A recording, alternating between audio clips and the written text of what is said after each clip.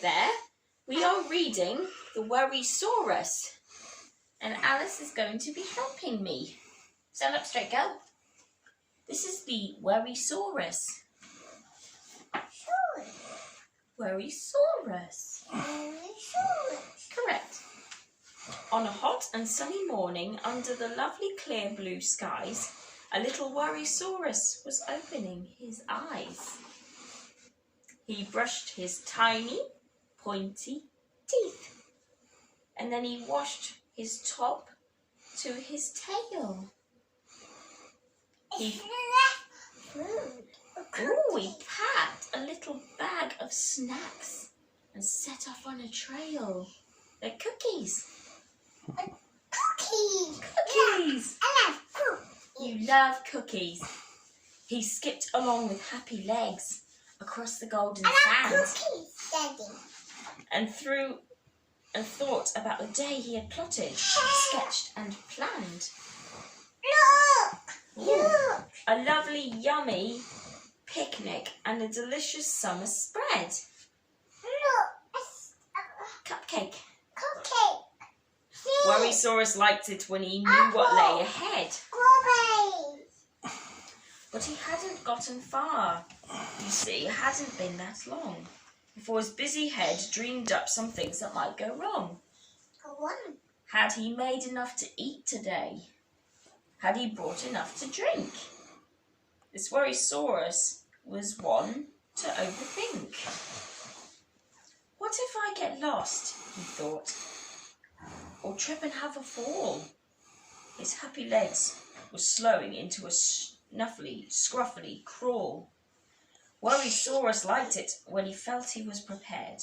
Unexpected happenings will make him feel quite scared. So when, suddenly out of nowhere, a small lizard skittered by, shouting in a shaky yelp and pointing to the sky. I think a storm is coming. I heard it's on its way. Well, that really put a cloud above his Worrisaurus day. A storm, said Worrisaurus, when it's not so dry and hot and sunny. But the news became a butterfly that flitted in his tummy. I'm not ready for the rain, he said. I haven't got my wellies. His teeth began to chatter. His knees, they turned to jellies. And all the while the sky was blue. The sun, it shone and shone. But now his lovely picnic thoughts were definitely gone. Should he find a cave to shelter or run back home and hide? His little worry butterfly grew very strong inside. Then he thought of something that his mummy liked to say. Oh, my little Worrisaurus, chase that butterfly away. Don't you worry now, my lovely. You must try not to fret. If it's not a happy ending, then it hasn't ended yet. So he reached into his bag just then to find a little tin. It helped him with his worries, and it had happy things within. A special stick, his teddy Ned, a pebble, and a letter. Letter? And as he held them one by one, everything felt better. He put away his tin and all the worries in his head. Fred, his little butterfly for happy thoughts instead. Freed his little butterfly for happy thoughts instead. I'll stand up tall. I can be strong.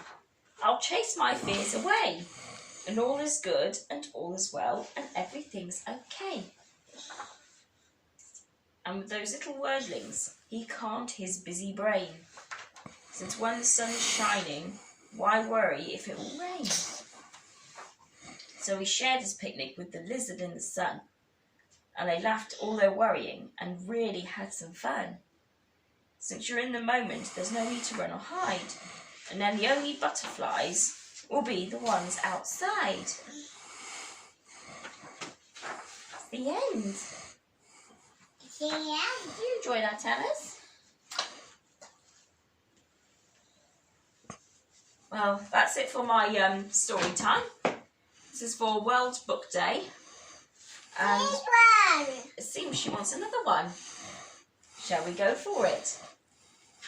Okay then. Timmy on the toilet. Timmy was walking to school one day. He heard a voice from some hay. Help me please over here. I've been stuck in this hay for over a year. Timmy went over. To his surprise, a fairy was lying before his eyes. The fairy was tangled inside the stack, pitifully rolling around on her back. Timmy bent down and unhooked her wings and gently untangled the poor thing. The fairy was free, and with a swish flew over to Timmy. I'll grant you one wish. Listen carefully to what I say. Your wish will come true straight away. I love you, Daddy. The fairy then grinned and off she flew, leaving Timmy to decide what to do. What should he wish for? A barrel of gold? Yeah, what do you want that? As many toys as his house can hold. Got no kids, so don't you worry about it. Biggest party with fireworks galore. Or his very own castle for him to explore. I've got one of those.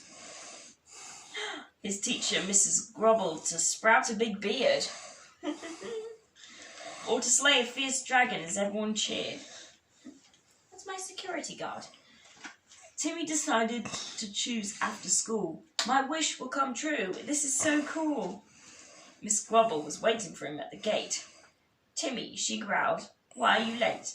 Miss Grubble, he said, I just saved a fairy. Nonsense, she barked, sounding angry and scary. Relative. You horrible boy, get out of my way. I'm going to eat all your lunch today. Timmy walked on, holding back tears. Wow. Should he wish for Miss Grubble to have rabbit ears? Gosh, she's terrible. At break time, Timmy went to the loo. He still hadn't decided what he would do. He looked out the window. A bird flew by. How nice. I wish I could fly. Oh no, he gasped. That was a mistake. That isn't what I wish I needed to make. But it was too late. His wish had been made. The toilet creaked and wobbled and swayed. He rose completely off the floor and flew right out the bathroom door.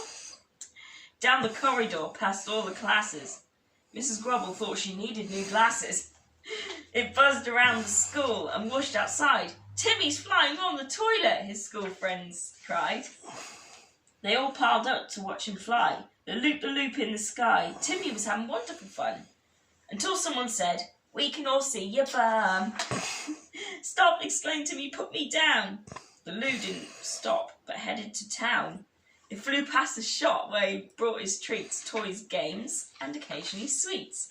He zoomed past his gran who was out having tea and narrowly missed hitting a tree. Make this thing stop, he said, yelling. I should be in class doing my spelling. The toilet kept going, this time to the train. Put me down, please, he bellowed in vain. The ladies and gents were taking their seats, and Timmy came screeching down one of the streets. They jumped to their feet and stood there, aghast, as Timmy whizzed past them ever so fast. I should be at school learning to read. Now the toilet was steadily gathering speed. He caught up with some geese and gave them a race, and looked like a rocket shooting from space. Timmy's flight finally came to an end when he tipped up the edge as he went round a bend. He landed headfirst into a haystack and felt someone gently tugging his back. He got to his feet, and to his surprise, the fairy was flying before his eyes. Thanks to you, the whole town's laughed. I grant you a wish for looking so daft. He thought for a moment and scratched his head, grinning widely before he said, my wish is everyone flies on the loo. It was really fun. They must try it too. Okay, 1 minute.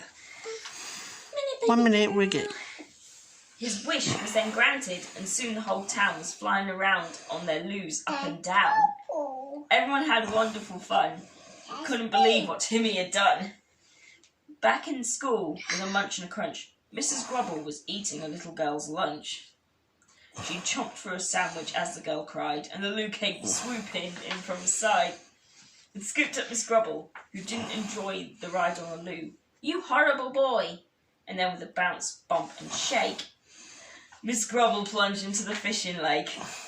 As Timmy's wish slowly faded away, all the toilets landed, and to this day, he was remembered for making the whole town fly. Now they smile at his statue as they pass by. Interesting one. You want your brunch then? Alice? Should we get the cooked sauce in?